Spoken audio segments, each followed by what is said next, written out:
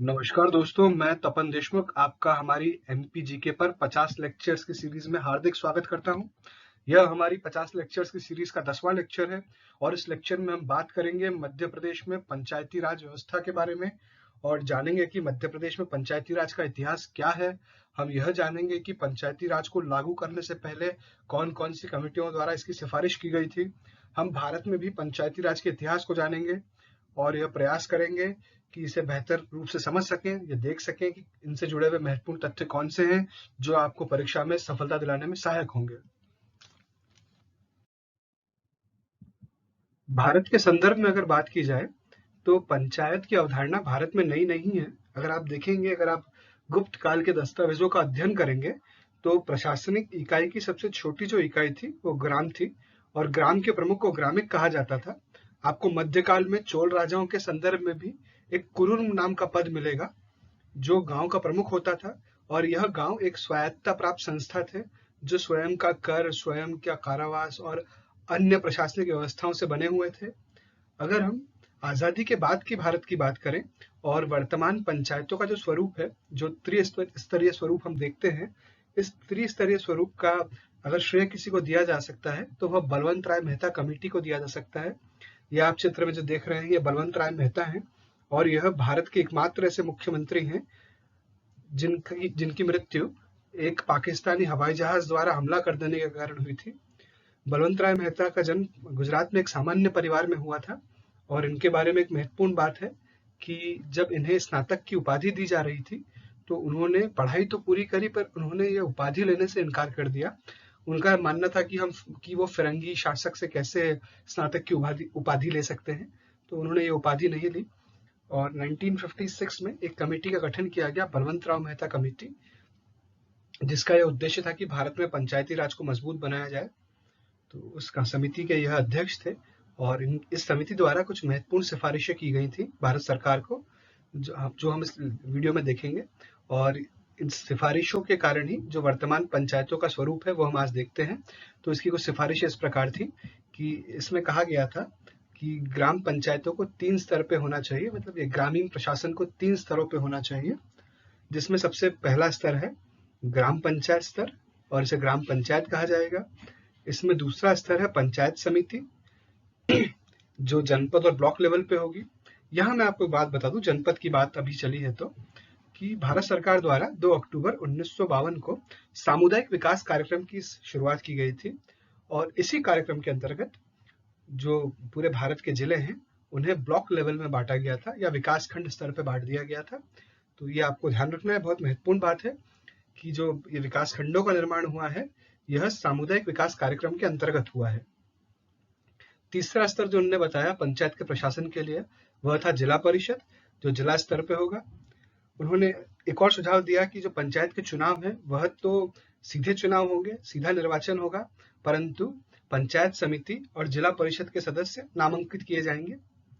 उन्होंने यह भी सुझाव दिया था कि जो पंचायत समिति है जो विकासखंड स्तर पे होगी वह कार्यपालन इकाई होगी और जो जिला पंचायत स्तर पे जिला परिषद समिति है या जिले स्तर पे जो जिला परिषद समिति है, यह समिति एडवाइस करेगी, यह समिति प्लानिंग करेगी और यह समिति डिसाइड करेगी कि किस तरह से उस जिले का विकास होना चाहिए और उसका कार्यपालन मतलब विड्रॉल पावर जो रहेगा पंचायत समिति के पास रहेगा।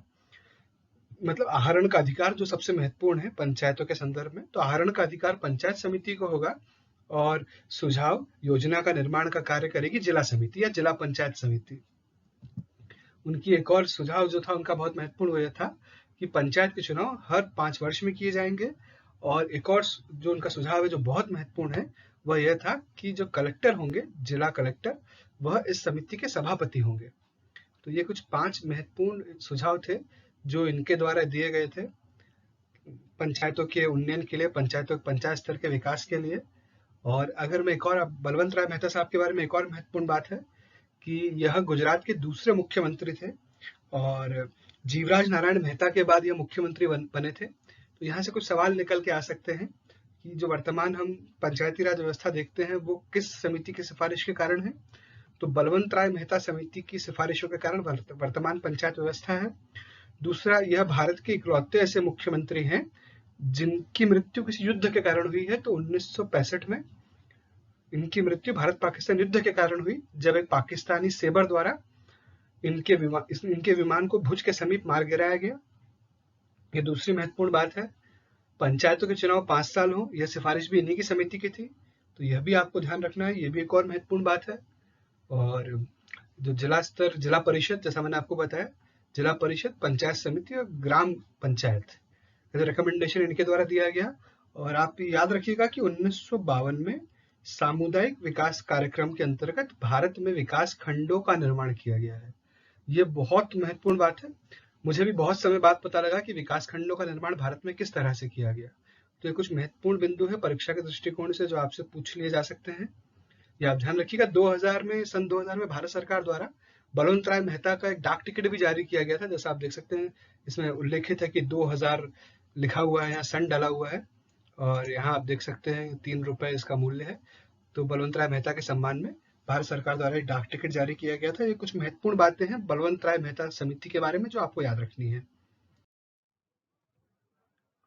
बलवंत राय कमेटी की रिकमेंडेशंस को ध्यान में रखते हुए भारत सरकार द्वारा 2 अक्टूबर 1959 को भारत के राजस्थान राज्य में पहली बार त्रिस्तरीय पंचायती राज व्यवस्था लागू की गई, और इस व्यवस्था का इनॉग्रेशन पंडित जवाहरलाल नेहरू द्वारा किया गया।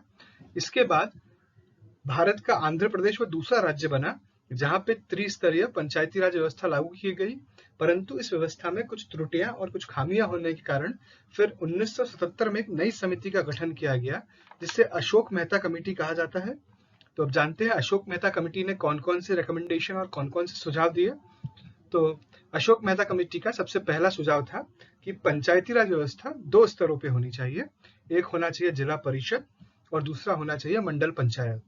यहाँ जिला परिषद आप समझ सकते हैं जिले से आधारित है, और मंडल परिषद या मंडल पंचायत यहाँ पर विकास खंड से आधारित है। इसके बाद उनका सुझाव था कि जो राजनीतिक दल है उन्हें सीधा हस्तक्षेप करने का अवसर दिया जाए पंचायत चुनाव में, जो वर्तमान में नहीं होता। आपको ध्यान होगा कि जब भी पंचायत चुनाव होते हैं तो पॉलिटिकल पार्टीज के सिंबल मध्य प्रदेश में उसमें नहीं होते। उसमें तराजू, आरी, कुल्हाड़ी या गेहूं की बालियां, इस तरह के चुनाव चिन्ह दिए जाते हैं प्रत्याशियों को। तो अभी भी ये रिकमेंडेशन अभी भी भारत में लागू नहीं हुई है। अगली उसमें रिकमेंडेशन थी कि जिला परिषद ही एग्जीक्यूटिव बॉडी यानी कार्यपालन बॉडी की तरह काम करे, यही योजना बनाए, यही उसका बजट निर्धारित करे, और वित्तीय अधिकार भी इसी परिषद के पास हो, जिला परिषद के पास। चौथी उनकी रिकमेंडेशन थी कि अनुसूचित जाति और जनजाति की जनसंख्या के आधार पर ग्राम व्यवस्था में या जिला परिषद में और मंडल पंचायतों में आरक्षण सुनिश्चित किया जाए। तो यह चौथी रिकमेंडेशन थी। और पांचवी रिकमेंडेशन थी जो बहुत बाद में पूरी हुई 73वें संविधान संशोधन के रूप में, कि पंचायतों को कॉन्स्टिट्यूशनल रिकॉग्नाइजेशन दिया जाए, मतलब उन्हें संवैधानिक अधिकार दिए जाए। तो ये कुछ रिकमेंडेशंस थी जो अशोक मेहता कमेटी द्वारा की गई थी। अगर हम बात करें अशोक मेहता के बारे में, तो अशोक मेहता लगभग 3 बार लोकसभा के सदस्य रहे, यह यूनियन मिनिस्टर भी रहे, और यह प्लानिंग कमीशन के मेंबर भी रहे हैं। तो ये आपको ध्यान रखना है अशोक मेहता के बारे में। अशोक मेहता बहुत विद्वान व्यक्ति थे और इनके द्वारा कुछ महत्वपूर्ण पुस्तकें भी लिखी गई। इनमें मैं आपको 5 प्रमुख पुस्तकें बता देता हूं जो आपको याद रखनी है। इनकी सबसे पहली महत्वपूर्ण पुस्तक है इकोनॉमिक प्लानिंग इन इंडिया। इनकी दूसरी पुस्तक है हु ओन्स इंडिया। इनकी तीसरी पुस्तक है स्टडीज इन सोशलिज्म।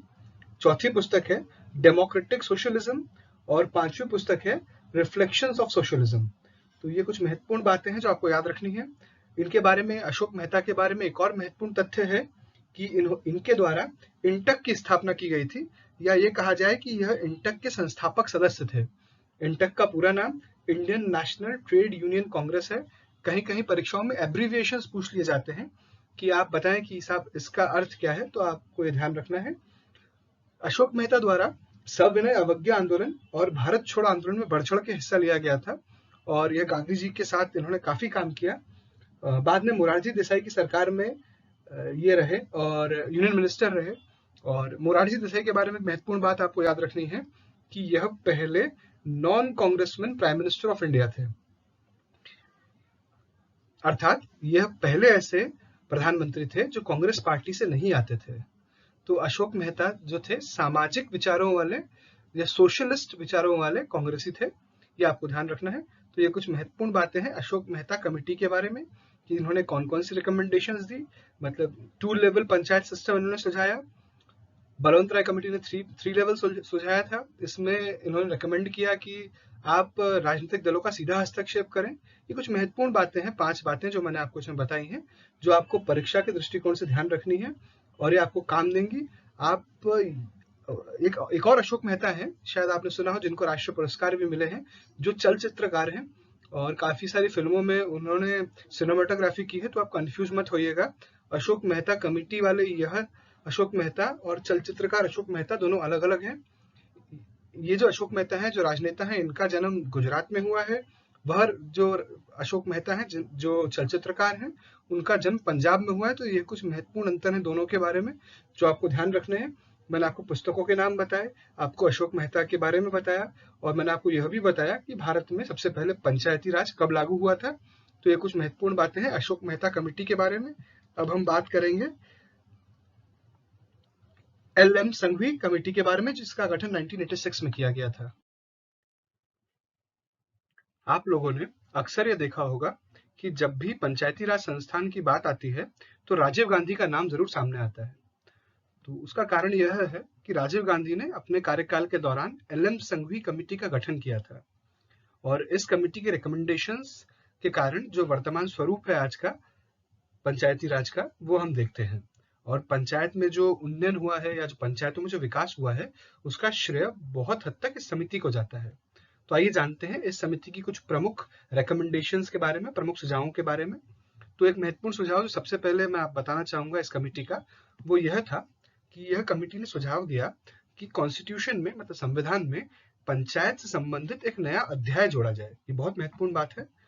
दूसरा, इन्होंने यह सुझाव दिया कि ग्राम सभा बहुत महत्वपूर्ण है और ग्राम सभा पे और जोर दिया जाए।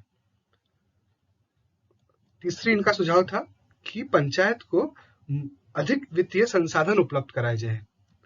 चौथा इनका एक सुझाव था कि पंचायतों का पुनर्गठन करा जाए, या माफी चाहूंगा, गांव का पुनर्गठन करा जाए पंचायत व्यवस्था को अधिक मजबूत करने के लिए। और पंचायतों को संवैधानिक दर्जा देने की मांग तो शुरू से उठी रही थी। हमने देखा कि जो अशोक मेहता कमेटी है उसने भी यह मांग की थी कि पंचायतों को संवैधानिक दर्जा दिया जाए।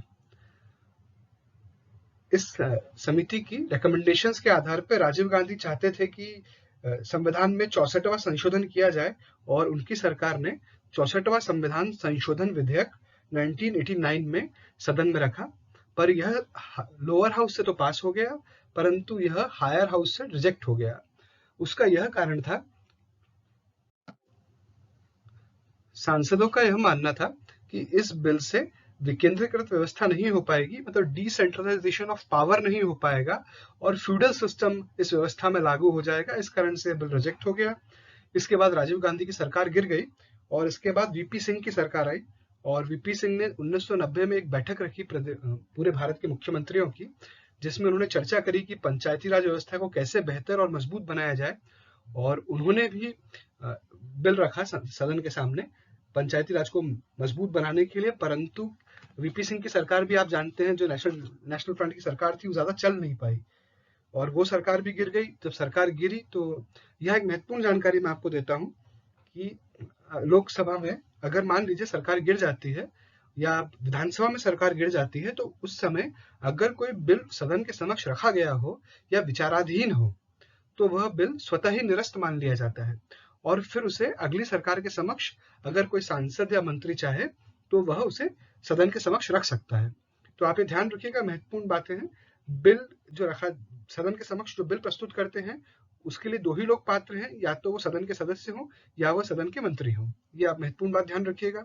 दूसरा, अगर सदन खारिज हो जाता है या उसका कार्यकाल खत्म हो जाता है या असमय सरकार गिर जाती है, तो जो भी बिल सदन के समक्ष विचाराधीन होते हैं वह स्वतः ही निरस्त हो जाते हैं। ये एक महत्वपूर्ण बिंदु है ध्यान रखने का इसके बारे में। इसके बाद हम देखते हैं कि पीवी नरसिम्हा राव की सरकार आई और पीवी नरसिम्हा राव की सरकार ने पुनः संविधान में संशोधन करने की सोची पंचायती राज व्यवस्था को मजबूत करने के लिए, और यह है 73वां संविधान संशोधन जो पीवी नरसिम्हा राव की सरकार में पास हुआ। और इसको यह प्रस्ताव पारित होने की दिनांक 24 अप्रैल 1993 है। तो आप ध्यान रखिएगा कि 1994 में आखिरकार पंचायतों को मजबूत करने हेतु जो व्यवस्था लागू करने की सोचा जा रहा था पिछले कई 4-5 सालों से, वो उसका प्रावधान किया गया और 73वां संविधान संशोधन 24 अप्रैल 1993 में पारित हुआ। तो इस वीडियो में हमने देखा कि किस तरह से एलएम संघवी कमेटी ने कौन कौन सी रिकमेंडेशन करी और पंचायती राज व्यवस्था को ज्यादा डिसेंट्रलाइज, ज्यादा विकेंद्रीकृत करने हेतु क्या क्या प्रयास किए गए और किसके शासनकाल में यह लागू हुआ। तो नींव रखने वाले राजीव गांधी हैं, उसके बाद वीपी सिंह ने इसके लिए प्रयास किया है और उसके बाद पीवी नरसिम्हा राव की सरकार में यह पारित हुआ है। पीवी नरसिम्हा राव की सरकार में एक और बहुत महत्वपूर्ण फैसला लिया गया है जिसे हम कहते हैं, आप में से कोई बता सकता है क्या है वो फैसला? पीवी नरसिम्हा राव की सरकार में ही भारत में उदारीकरण की नीति लागू हुई है। तो आपको ध्यान रखना है कि जो हम डेवलपमेंट देखते हैं आज की तारीख में, जो मोबाइल सस्ता है या फिर आपका टीवी सस्ता है, लैपटॉप सस्ता है या व्हीकल्स जो सस्ते हो गए, गाड़ियां जो सस्ती हुई हैं, उसमें उदारीकरण की नीति का बहुत महत्वपूर्ण योगदान है। तो आप ये ध्यान रखिएगा, कुछ महत्वपूर्ण बिंदु है पंचायती राज से संबंधित। अब हम जानते हैं कि मध्य प्रदेश में पंचायती राज कब लागू हुआ, कैसे लागू हुआ, मध्य प्रदेश में इसके क्या फायदे हुए। और यहाँ आप इस चित्र में देख सकते हैं एलएम संघवी साहब का ये चित्र है, डाक टिकट है, ये 2008 में भारत सरकार द्वारा जारी किया गया था। संघवी जी के बारे में एक महत्वपूर्ण बात आपको याद रखनी है कि यह मेनन साहब के बाद भारत के सबसे लंबे समय तक हाई कमिश्नर रहे हैं। तो ये एक बहुत महत्वपूर्ण बात है। इनके नाम से कई फेलोशिप प्रोग्राम्स भी हैं फॉरेन यूनिवर्सिटी में, यूनिवर्सिटी ऑफ कैम्ब्रिज में इनके नाम से एक फेलोशिप प्रोग्राम चलाया जाता है। तो ये कुछ महत्वपूर्ण बातें हैं इनके बारे में जो आपको ध्यान रखनी है। तो साथियों, अब हम निगाह डाल लेते हैं 73वें संविधान संशोधन पे, जिसके बाद संविधान में 11वीं अनुसूची को जोड़ा गया और इस संशोधन के बाद संविधान में आर्टिकल 243A से आर्टिकल 243O शामिल हुए।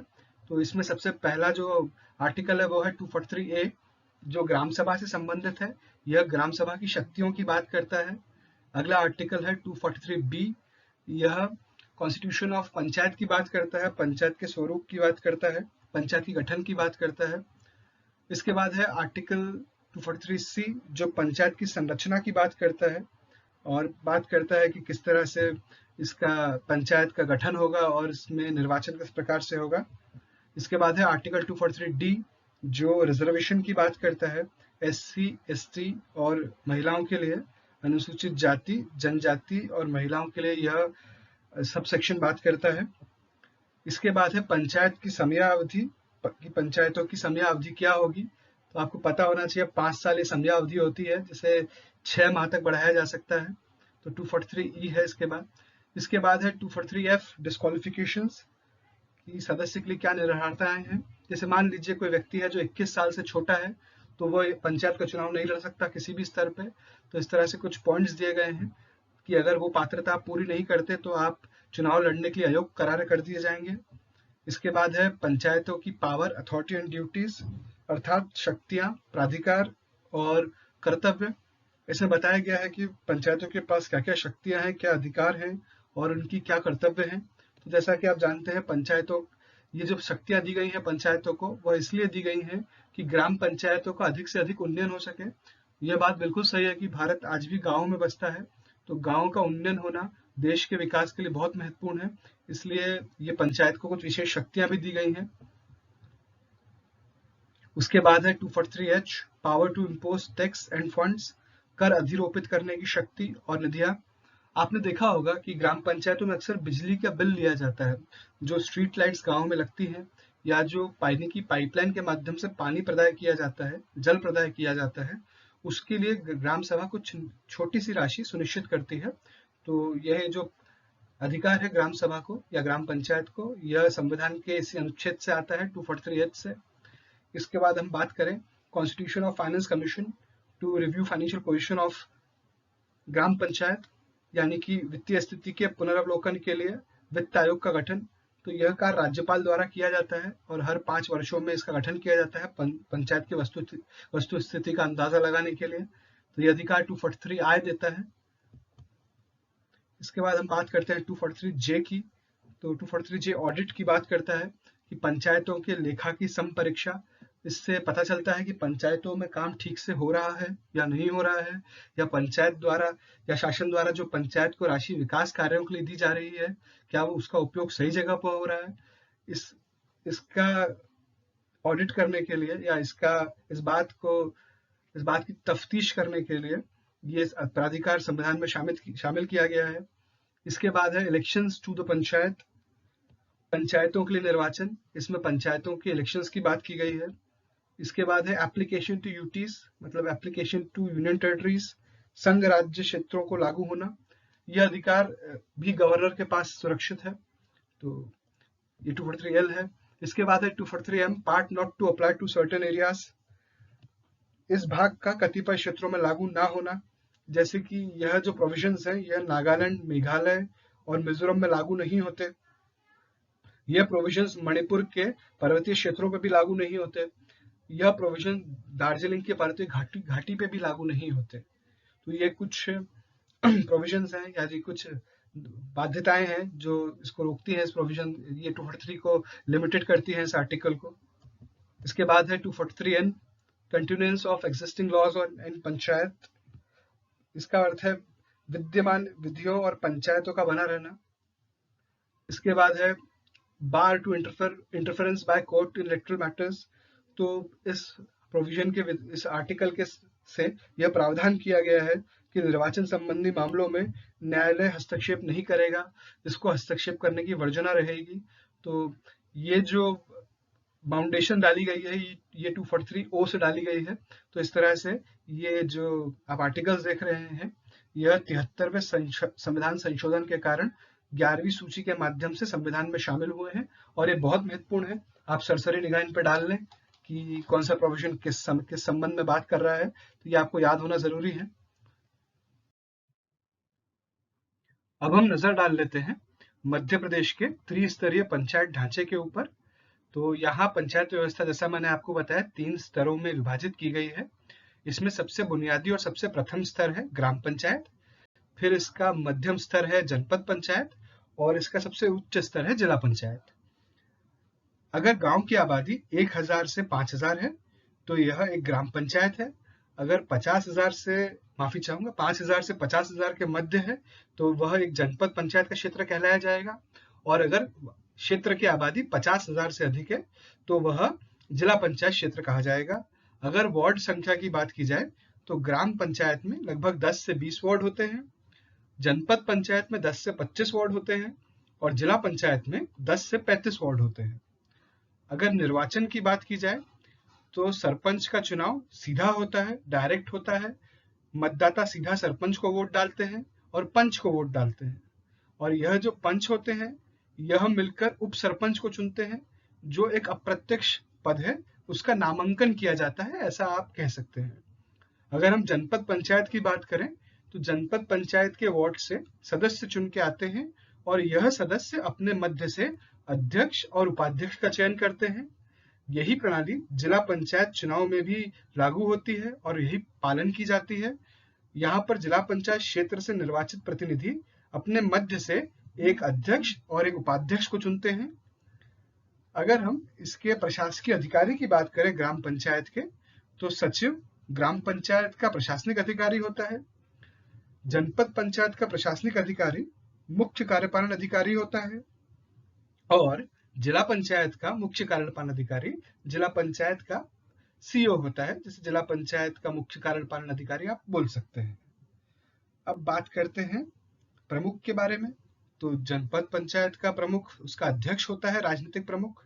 जिला पंचायत का अध्यक्ष जिला पंचायत का राजनीतिक प्रमुख है, और ग्राम पंचायत का अध्यक्ष राजनीतिक अध्यक्ष ग्राम पंचायत का राजनीतिक प्रमुख है। परंतु इस चुनाव को दलीय भावना और दलीय दोष और दलीय घृणा से दूर रखने के लिए इसमें इलेक्शन में पार्टियों के सिंबल अलॉट नहीं किए जाते। तो ये बहुत महत्वपूर्ण बात है ध्यान रखने के लिए।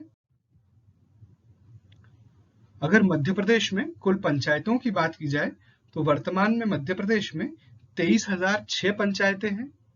यहाँ पर 313 जनपद पंचायतें हैं, और यहाँ पर 52 जिला पंचायतें हैं। मतलब जितने विकास खंड होते हैं उतना ही जनपद पंचायत का नंबर होता है। तो ये कुछ महत्वपूर्ण बातें हैं याद रखने के लिए आपके लिए। यहाँ पर एक और ध्यान रखने वाली बात है कि ग्राम पंचायत, जनपद पंचायत और जिला पंचायत का कार्यकाल 5 वर्षों का होता है। और अगर ग्राम पंचायत के संदर्भ में बात की जाए तो मध्य प्रदेश एक ऐसा प्रथम राज्य है जिसने स्थानीय निकायों में राइट टू रिकॉल के लिए प्रावधान किया है। और आपको शायद याद होगा कि राइट टू रिकॉल का उपयोग कर अनूपपुर की पल्लविका पटेल को उसके पद से हटाया गया था। तो ये एक बहुत महत्वपूर्ण जानकारी है। मध्य प्रदेश में अगर आपसे सवाल पूछा जाए कि मध्य प्रदेश में राइट टू रिकॉल का उपयोग कर किस जनप्रतिनिधि को उसके पद से हटाया गया, पहला कौन सा जनप्रतिनिधि था, तो आपको ये याद रखना है कि पल्लविका पटेल पहली जनप्रतिनिधि थी जिसे राइट टू रिकॉल का उपयोग करके हटा दिया गया। अब अगर हम बात करते हैं आरक्षण के संबंध में, तो मध्य प्रदेश देश का ऐसा प्रथम राज्य है जिसने महिलाओं को 50% आरक्षण दिया है, यानी कि 50% आरक्षण दिया है। और यह व्यवस्था मध्य प्रदेश में 2006-2007 में लागू की गई। इससे पहले मध्य प्रदेश में 33% आरक्षण लागू था। अगर हम और तथ्यों की बात करें ग्राम पंचायत और जनपद पंचायत के संबंध में, तो एक और बहुत महत्वपूर्ण बात है कि मध्य प्रदेश में 2 फरवरी 2006 को महात्मा